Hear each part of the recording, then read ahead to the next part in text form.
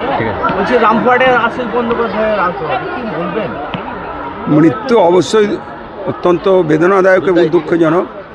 মানসিক অবসাদ এবং দীর্ঘদিন ধরে ক্ষমতায় থাকার পর হঠাৎ করে ক্ষমতা থেকে সরকারটা চলে গেছে, অনেকভাবে মানসিক অবসাদে তিনি, আমার যেটা মনে হয়, আমি তো জানি না এই ব্যাপারটা আমার বলা সাজেও না, যে এই মানুষ মৃত্যু অপমৃত্যু অত্যন্ত হতাশার মধ্য দিয়ে আসে এবং মানসিক অবসাদের থেকে আসে। এরম কোনো কিছু হয়তো তার জীবনে ঘটেছিল, সেখানে আশিসবাবু আজ তার পরিবারের সবাইকেই এই দুঃখের মধ্যে রেখে এবং এদেরকে সবাইকেই একটা যন্ত্রণার মধ্যে রেখে চলে গেছে।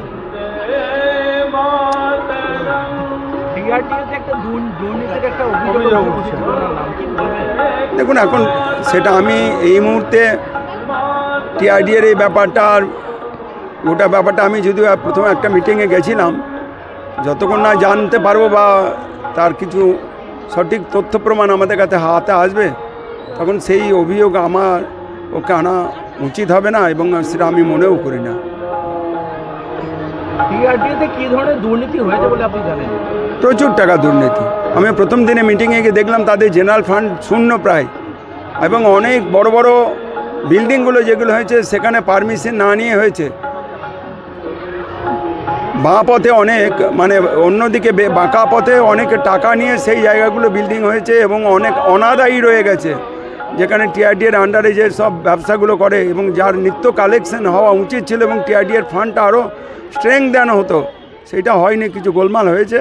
সেটা প্রথম দিনে মিটিংয়ে গিয়ে বুঝিয়েছি। দ্বিতীয় দিনে মিটিংয়ে আমাকেও তারা ডেকেছিলেন, আমি যেতে পারিনি।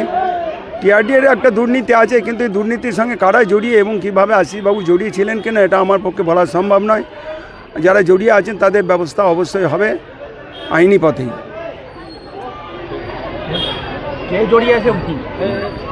না, আমি এটা বলতে পারবো না, কারণ এখন ওটা বিচার প্রক্রিয়ার মধ্যেই চলছে।